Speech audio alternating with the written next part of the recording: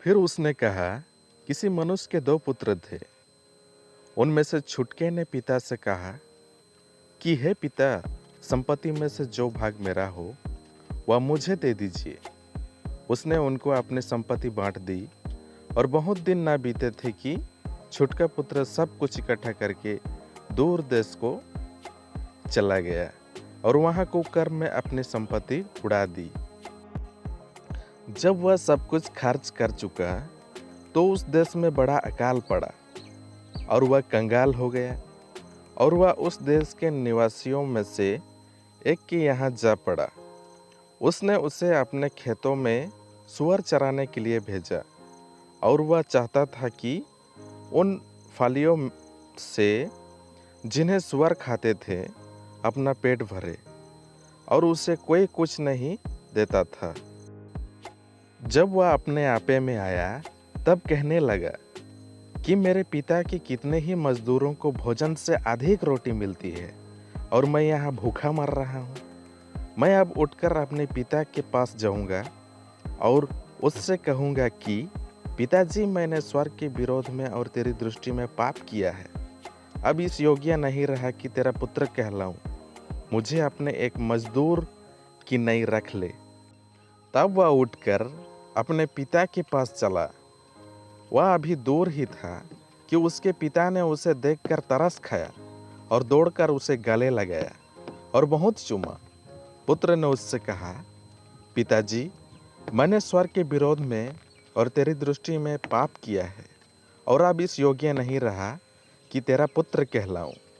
परंतु पिता ने अपने दासों से कहा, फट अच्छे से अच्छा वस्त्र निकालकर उसे पहनाओ और उसके हाथों में अंगूठी और पाँव में जूतियाँ पहनाओ और पाला हुआ बछड़ा लाकर मारो, ताकि हम खाएं और आनंद मनाएं।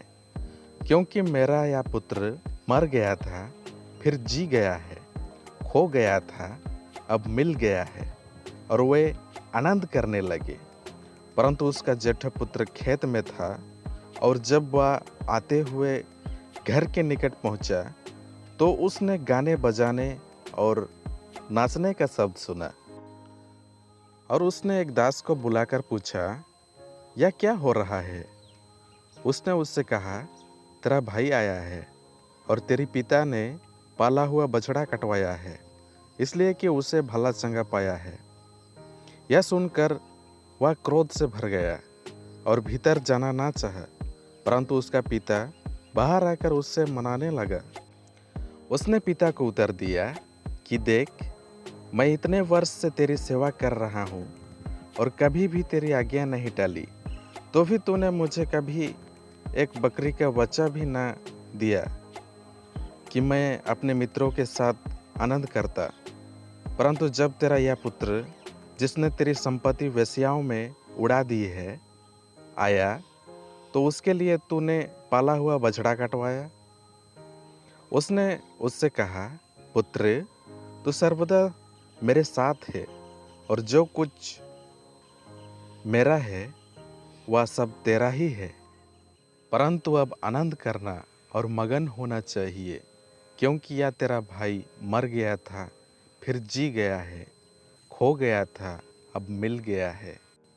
तो प्रभु में प्रिय भाई और बहनों, आज प्रभु से अगर दूर हुए हैं तो प्रभु हमें इंतज़ार कर रहे हैं कि कब मेरा बेटा बेटियां आएंगे और मुझे पहचानेंगे और मेरे नियमों को पहचानेंगे और उसमें चलेंगे, कहकर वो हमें इंतज़ार कर रहे हैं।